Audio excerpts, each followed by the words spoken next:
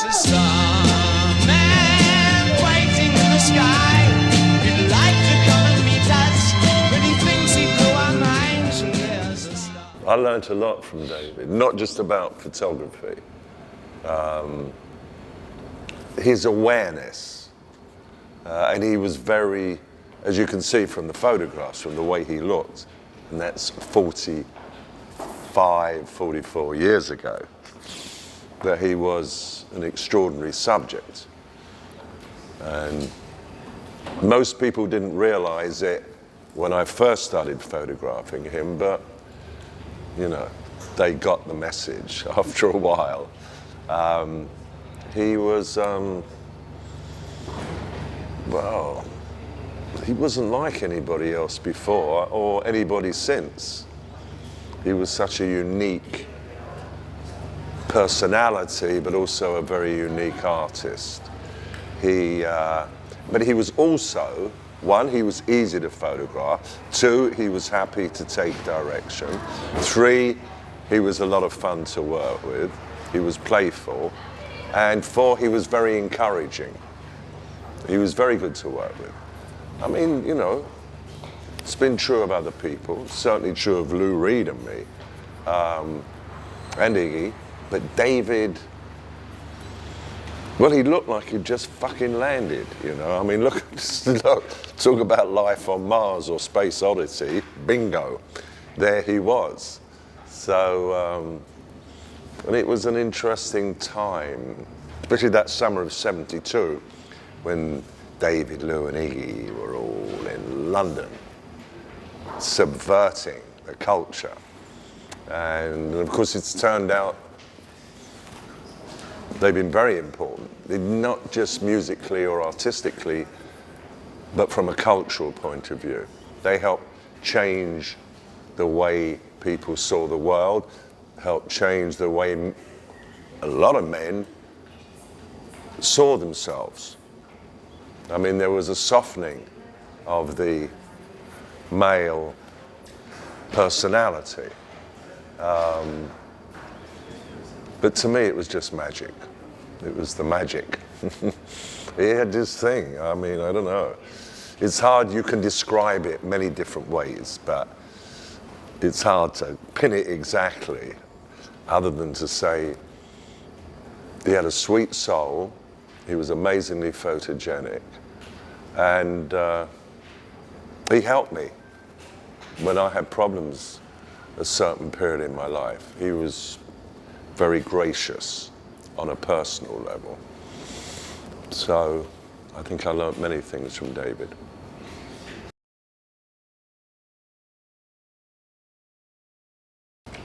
With David, there was never a bad moment. There was no downtime. There was no bad time. Other than the fact that I would like to have gone to Japan on that trip, but they really didn't have the budget, and I didn't have the budget. So he had to work with Japanese photographers, but that's not a down, that was just a practical issue. No, I can't think of anything in my relationship with David that I would call negative. It was all positive. And of course, even from the spirit world, I mean, he continues to help me. Just the fact that I have these photographs that people, and I have many, many more that people have never seen, and I have lots of footage. And back when the Ziggy stuff, I have other pictures of David, and there are some in the exhibition, but in the Ziggy days, there was not much money, but we were all young. So it's great to be young. You know, it's great to be young and to be on the edge of the culture, like when you actually could upset people just by the way you were. So it was an exciting time. And of course, Lou and Iggy being around just added, they were like up from the underground, you know. And David helped, because neither Lou nor Iggy had ever sold any records. Of course, the early work they did is now regarded as being great work. The Velvet Underground, I mean, whew, but at the time they couldn't give them away. And when I first met David, it was to interview him as well as photograph him, because in those early days I would sometimes do that. So we got to exchange ideas, and also he was a big fan of Syd Barrett, and he knew I'd photographed him. He knew he was my friend. I don't know if he knew we'd taken LSD together, but we had. And then he had met Lou and Iggy in New York when he went over to sign the deal with RCA Records for Hunky Dory. And they were not having a good time. They were too out there for the time. Nowadays, of course, this is 40 odd years later, people's perceptions have changed. But that's what time, the passage of time can do.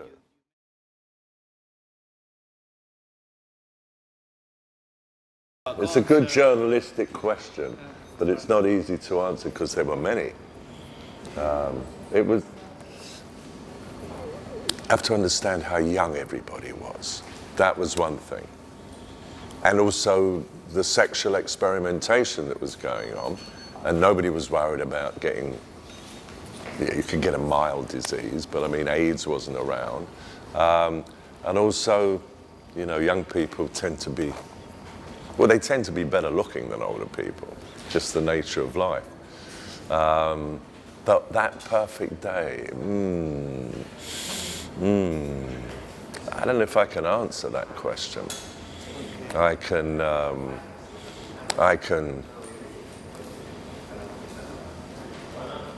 think of hanging about with David around the time when he was recording pin-ups at the Chateau d'Hérouville in just outside of Paris.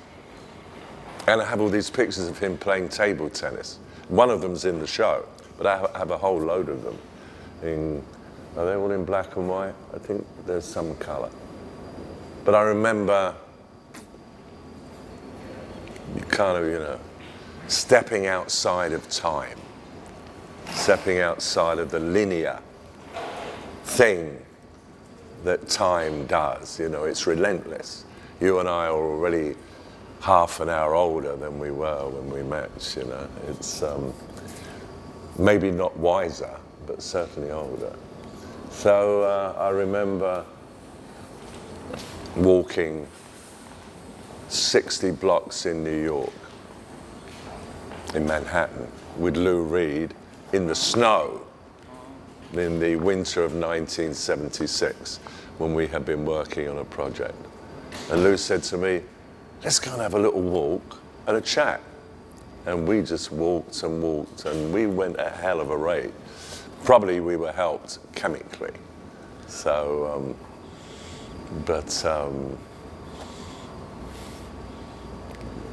it's, I mean, now I look back, did I understand it? Maybe I had a little bit of an intellectual grasp of it, but to fully intuitively understand what my contribution was, I couldn't, that I couldn't have seen at the time, no. I just was shooting what I wanted to shoot. Nobody owned me. No magazine, no record label, nobody. I did what I wanted to do, but I also had to make a living. So I shot people that you would never have heard of and never will in a million years. So it's been interesting. Yeah. If you're looking for wisdom, I'm not sure I can give you any of that. Yeah, but I don't want to talk about the sex and the drugs. I think that's, and I have interesting pictures, but I never show them to anybody. I don't even show them to my wife. I think those were privileged moments between, you know, young men. I don't mean there was anything gay about it. I just meant, you know, the way young men are. And it's not necessary. I have my pictures. David has his incredible talent and art. I mean, there were some interesting things you can imagine between a lot of those characters, but you have to imagine it yourself. I have to show respect for people I loved and for, you know, the privilege of knowing them. And I'm not giving away the secrets. No secrets. It's just maybe. Did we all do cocaine? Yeah, everybody but Lou Reed. He hated Keith. He liked speed better. But that's a, you know, big deal. So we did cocaine. You know, it wasn't. But it was a great time to be young. I'll tell you that.